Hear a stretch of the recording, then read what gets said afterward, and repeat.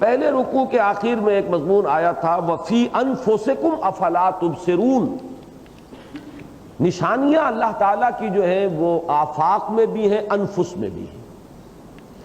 آفاقی نشانیاں سماوی بھی ہیں، ارضی بھی ہیں، آسمان میں نشانیاں ہیں، زمین میں نشانیاں ہیں، ان دونوں کو ہم کہیں گے آفاقی نشانیاں، اور خود ہمارے اپنے اندر ہے یہ انفسی نشانیاں ہیں۔ اور ایک نشانیاں اللہ کی یہ آیات ہے قرآن مجید کی، تو یہ 4 نشانیاں ہیں قرآن مجید میں جن کو آپ نوٹ کیجئے۔ آیات آفاقیہ، ان فی خلق السماوات والارض، اب اس میں آسمانی بھی اور زمینی بھی۔ پھر آیات انفسیہ، اس آیات انفسیہ کے ذیل میں ایک آیت جو بہت اہم ہے، جو اس آیت کے ایک مثنیٰ کی حیثیت سے آپ کو ہمیشہ یاد رکھنی چاہیے، وہ سورہ حامیم السجدہ جو ہے، یا سورہ فصلت 24ویں پارے میں اس کی آیت ہے لاسٹ بٹ 1، سَنُرِيهِمْ آیاتنا فی الآفاق وفی انفسہم حتی یتبین لہم انہ الحق، ہم عنقریب انہیں اپنی نشانیاں دکھائیں گے، آفاق میں بھی انفس میں بھی، ان کی اپنی جانوں کے اندر بھی اور آفاق میں بھی، یہاں تک کہ یہ بات بالکل مبرہن ہو جائے گی ان کے سامنے کہ جو کچھ قرآن کہہ رہا ہے وہ حق ہے۔ اس میں اشارہ ہے اس بات کی طرف، سنوریہم، فعل مضارع صرف ہوتا تو وہ حال اور مستقبل دونوں کو کور کر دیتا برابر، لیکن جب سین آ گیا تو یہ سین جو ہے یہ مستقبل سے خاص کر دینے والا ہے، سین ہو یا صوفہ ہو، اس سے فعل مضارع جو ہے وہ مخصوص ہو جاتا ہے مستقبل کے لیے۔ ان قریب ہم دکھائیں گے، اس کو نوٹ کیجئے کہ وہ آیات آفاقیہ جن کا قرآن مجید میں ذکر ہے، وہ آیات انفسیہ جن کا قرآن میں ذکر ہے، وہ تو اس وقت بھی دکھا دی تھی اللہ نے۔ اس آیت میں اصل میں اشارہ ہے، اور یہ میں خاص طور پہ ذکر کروں گا ڈاکٹر رفیع الدین مرحوم مغفور کا، کہ انہوں نے اس آیت کی اصل حقیقت کو سمجھا ہے، کہ در حقیقت اس میں پیشین گوئی تھی کہ انسانی علوم کا دائرہ بڑی تیزی سے وسعت پذیر ہوگا، اور جیسے جیسے یہ سائنسز بڑھیں گی، فزکس ہو، جیولوجی ہو، اسٹرانومی ہو، کیمسٹری ہو، بایولوجی ہو، ایمبریولوجی ہو، یہ انسان کو ایک ایک کر کے ہماری اور اتنی بے شمار نشانیاں جو ہیں دیکھنے کو ملیں گی کہ ذرا بھی انسان کے دل میں ہدایت کی طلب کا مادہ ہو تو وہ قرآن کی حقانیت کے اوپر یقین کرنے پر اپنے آپ کو مجبور پائے۔ یہ ہے بہت اہم شعبہ در حقیقت کہ جس میں کہ یہ 2 علم جو ہیں، علم وحی اور جو یہ جس کو ہم سائنٹیفک علم الاشیاء یا علم الاسماء جس کو کہیں گے، ان دونوں کے مابین ایک بڑا گہرا ربط ہے، اور اس کو سب سے زیادہ اس دور میں واضح کیا ہے ڈاکٹر رفیع الدین مرحوم مغفور نے۔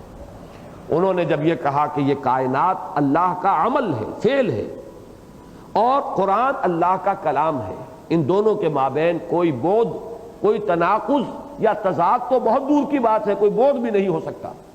یہ ہمارے علم کی کمی ہے کہ ہمیں تضاد محسوس ہوتا ہے، یا ہم آج بھی قرآن مجید کی ان آیات کی وہی تعبیر لے رہے ہیں کہ جو 1000 سال پہلے لوگوں نے لی تھی، یہ ہماری کوتاہی ہے۔ تو اس پہلو سے ایک اہم بات ہے میری، اس کو اچھی طرح نوٹ کر لیجئے کہ قرآن کی تفسیر و تعویل میں اس کے 2 حصے کر لیا کریں ہمیشہ، جو تو ہوں آیات احکام، یہ کرو یہ نہ کرو، یہ حلال یہ حرام، اس میں تو قدیم سے قدیم جائیے، یہاں تک کہ حضور کے قدموں میں جا پہنچیے کہ جو حضور نے مطلب بیان کیا وہی ہے، باقی کوئی نیا فلسفی اور نیا کوئی حکیم اٹھ کھڑا ہو یہ نہیں وہ ہے، ہم اس کو ٹھوکر ماریں گے کہ ہم تمہاری کوئی بات قبول کرنے کو تیار نہیں۔ آیات احکام کی وہی تعبیر ہوگی جو محمد الرسول اللہ نے عملاً کی، صحابہ کرام نے اس کو دیکھا، اس کی پیروی کی، اور پھر وہ نسلاً بعد نسل ہمارے اسلاف سے ہوتی ہوئی ہم تک پہنچی۔ اس میں کسی نئے، کسی ذہین اور فتین انسان کی جو ذہانت اور فطانت ہے، اس کی ہم کوئی اس کی دخل اندازی جو ہے گوارا نہیں کریں گے۔ البتہ وہ آیات جن کا تعلق فینومینا آف دی نیچر سے ہے، اس میں کوئی حکم نہیں ہے، ان میں کوئی حلت اور حرمت نہیں ہے، یہ زمین کیا ہے، آسمان کیا ہے، کیا چیز گردش کر رہی ہے، کیا ساکن ہے، یہ کیا چیزیں ہیں، یہ پہاڑ جو ہے یہ کیسے راسیاتن کہہ دیا ان کو کہ یہ لنگر ہے، ان چیزوں کا کوئی تعلق احکام دین سے نہیں ہے۔ یہ فینومینا آف دی نیچر ہیں جن میں سے کسی کا تعلق بایولوجی ہے، کسی کا زوالوجی سے، کسی کا تعلق امبریولوجی سے، کسی کا تعلق اسٹرانومی سے، کسی کا تعلق جیولوجی سے۔ اس میں یہ ہے کہ جو بھی جدید علوم ہوئے ہیں اور جتنے ہوتے چلے جائیں گے، ہم اس کو انکارپوریٹ کریں گے ان معلومات کو قرآن مجید کی تفسیر میں۔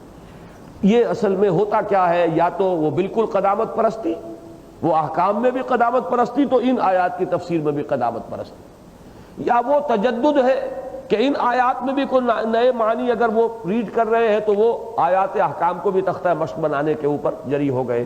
یہ دونوں یکساں احمقانہ طرز عمل ہے اور گمراہ کن طرز عمل ہے۔ یہ ہے ایک ترتیب ان دونوں کے مابین۔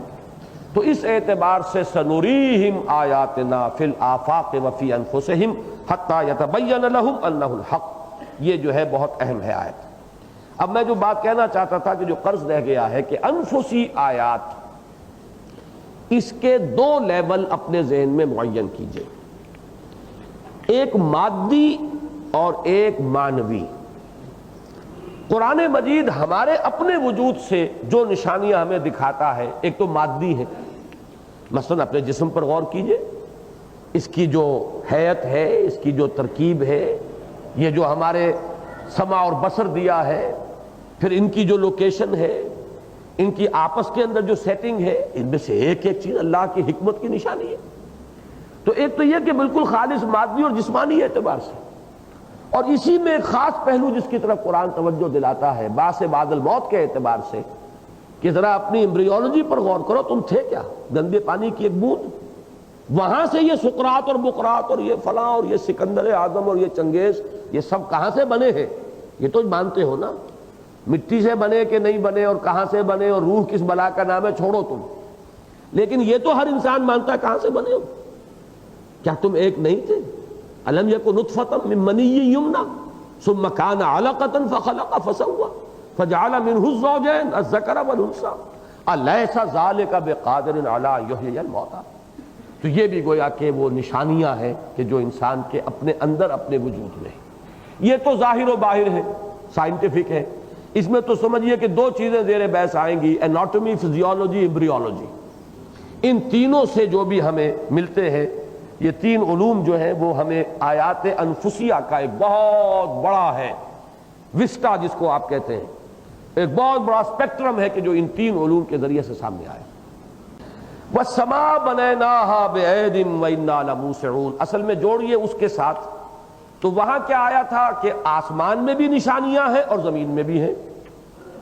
وَفِي السَّمَاءِ وَفِي الْأَرْضِ آيَاتٍ لِّلْمُوقِنِينَ وَفِي أَنفُسِكُمْ أَفَلَا تُبْصِرُونَ وَفِي السَّمَاءِ رِزْقُكُمْ وَمَا تُوعَدُونَ۔ یہ تھا نا پہلے رکوع میں۔ اب یہاں شروع کیا کیا؟ یہ آسمان بھی ہم نے بنایا، وَالسَّمَاءَ بَنَيْنَاهَا، اور یہ آسمان اس کو ہم نے بنایا، بِأَيْدٍ، بِأَيْدٍ کا لفظی ترجمہ ہوگا ہاتھ سے بنایا۔ مراد کیا ہے؟ پوری قوت سے بنایا، ہمیں اس کی قدرت تھی۔ یہ لق و دق اور یہ نا پیدا کنار، جس کا کہ آج تک بھی ہمیں کچھ معلوم نہیں کہ کہاں آغاز ہے کہاں اختتام ہے، کس نے بنایا؟ وَالسَّمَاءَ بَنَيْنَاهَا، اور بنا کہتے ہیں تعمیر کرنے کو، بنا، عمارت، تو یہ ہم نے بنایا ہے، تعمیر کیا ہے، بِأَيْدٍ، قوت کے ساتھ، قدرت کے ساتھ، وَإِنَّا لَمُوسِعُونَ، اور یقیناً ہمیں اس کی وسعت حاصل ہے۔ یعنی در حقیقت اللہ کی وسعت قدرت ہی کی طرف اشارہ کرنے کے لیے یہ آسمان کی طرف توجہ دلائی گئی۔ یہ سماواتی گویا کہ آیت ہوئی، آسمان ایک نشانی ہے اللہ کی عظیم قدرت کی۔ اس میں در حقیقت کس بات کی نفی کی جا رہی ہے؟ ان کے اس خیال کی کہ کیسے پیدا کر دیے جائیں گے دوبارہ۔ اس میں معلوم ہوا کہ تمہیں اللہ کی قدرت کا کوئی اندازہ نہیں، اور اللہ کی قدرت کا اندازہ تمہاری آنکھیں پھوٹی ہوئی ہیں کہ تمہیں نہیں، جبکہ تم اس کائنات کو دیکھ رہے ہو۔ اس آسمان کی وسعتوں کو کس نے بنایا؟ وَالسَّمَاءَ بَنَيْنَاهَا بِأَيْدٍ وَإِنَّا لَمُوسِعُونَ وَالْأَرْضَ فَرَشْنَاهَا فَنِعْمَ الْمَاهِدُونَ، اور یہ زمین ہم نے ہی تو فرش بچھایا، اس کا کس نے بچھایا؟ اور کیا ہی اچھے ہیں ہم یہ بچھونا بچھانے والے۔ مہد کسے کہتے ہیں؟ من المہد الی اللحد، آپ نے پڑھا ہوگا، اطلب العلم من المہد الی اللحد۔ مہد جو ہے، ماں کی گود بھی مہد ہے، بچھونا جس پر آپ کا کوئی لخت جگر ابھی نو مولود ہے وہ آپ کو لٹایا ہوا ہے، نرم اور نازک بچھونا، وہ مہد ہے، پنگھوڑا مہد ہے۔ تو یہ کیا ہے؟ ہم نے بچھایا، اس میں اشارہ کس بات کی طرف ہو رہا ہے؟ آسمان کی وسعت، پہنائی اور اس کی مضبوطی، اور زمین کی یہ نرمی، یہ حیات بخش زمین، یہ تمہارے لیے غذاؤں کے اپنے خزانے جو ہے نکال کر رکھ دینے والی چیز، اسی میں سے تمہارے پانی کے لیے، تمہارے لیے پانی کے سوتے پھوٹتے ہیں۔ کس نے بچھایا یہ بستر؟ ماہدون، مہد جو ہے اسی سے لفظ تمہید بنا ہے۔ تمہید کسی کے لیے ہموار کرنا میدان، بچھونا بچھانا تاکہ وہ چیز آرام سے اس پر ریسٹ کرے۔ والارض فرشناها فنعم الماہدون، اس میں ربوبیت کی طرف اشارہ ہوا، اس میں اللہ کی قدرت کی طرف اشارہ تھا۔ والسماء بنيناها بعید وانا لموسعون، یہ ہے قدرت خداوندی کی نشانی۔ والارض فرشناها فنعم الماہدون، یہ ہے اللہ کی ربوبیت کی نشانی۔ ومن كل شيء خلقنا زوجين لعلكم تذكرون، اور ہم نے ہر چیز میں جوڑے پیدا کیے ہیں تاکہ تم سبق حاصل کرو، نصیحت حاصل کرو، تذکر حاصل کرو، تمہیں حقیقت کی طرف رسائی ہو۔ یہ ہے بہت اس اہم آیت کہ یہ اللہ تعالیٰ کی تخلیق میں ایک ایسا اصول ہے کہ ہر جگہ جوڑے نظر آئیں گے۔ اب آپ دیکھیے کہ جس وقت یہ آیت اتری تھی یہ تو معلوم تھا کہ انسانوں کے جوڑے ہیں، حیوانوں کے جوڑے ہیں، بکری اور بکرا ہے، اور گھوڑا اور گھوڑی ہے، اور مرد اور عورت ہے، لیکن یہ معلوم نہیں تھا کہ پھولوں میں بھی جوڑے ہیں، یہ معلوم نہیں تھا کہ نباتات میں یہ زوجین ہیں، یہ معلوم نہیں تھا کہ یہاں تک کہ اب تو یہاں تک بات کہی جا رہی ہے کہ یہی نسبت زوجیت جو ہے وہ منرلز کے اندر موجود ہے، ان کے اندر بھی وہ پیئرز وجود میں آتے ہیں۔ یہی جو پیئرز کا تعلق ہے، اب اس سے قرآن مجید، اس سے کہتے ہیں سجیشن، یہ سجیشن یہ کوئی منطقی دلیل نہیں ہوگی لیکن ایک سجیشن ہے، یہی جوڑا ہے آسمان اور زمین، اور یہی جوڑا ہے دنیا اور آخرہ۔